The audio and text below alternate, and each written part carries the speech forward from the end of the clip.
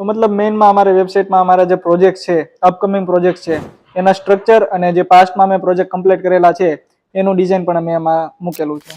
Another એક page છે કે બ્લોગ, જેમાં યુઝર કદાચ અમારી વેબસાઇટ ઉપર પહેલી વાર આવ્યો હોય અથવા તો એને ખબર ન હોય કે રિયલ એસ્ટેટ વસ્તુ શું છે, એમાં અમે ઘણી બધી ટિપ્સ મૂકેલી છે કે જેને જોઈને યુઝર આમાં ઇન્વેસ્ટ કરવું, કઈ રીતે આગળ વધવું, પ્રીવિયસ યર્સના ટ્રેન્ડ્સ કેવા હતા માર્કેટના રિયલ એસ્ટેટને લઈને, તો એ બધી જ આમાં ડિટેલ અમે પ્રોવાઈડ કરેલી છે બ્લોગ્સ પેજની અંદર.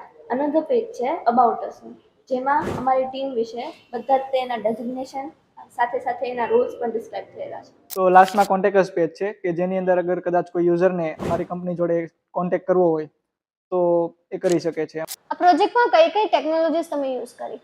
તો મેનલી અમે અમારી વેબસાઇટ જે છે એ React.js માં ડેવલપ કરેલી છે અને એના સ્ટ્રક્ચર લેઆઉટ માટે અમે HTML નો યુઝ કરેલો છે, ડિઝાઇનિંગ માટે SCSS નો યુઝ કરેલો છે, જ્યારે લોજિક લગાડવા માટે અમે JavaScript નો યુઝ કરેલો છે. કોલાબોરેશન માટે અમે GitHub નો યુઝ કરેલો છે અને ડિપ્લોયમેન્ટ માટે Vercel નો યુઝ કરેલો છે.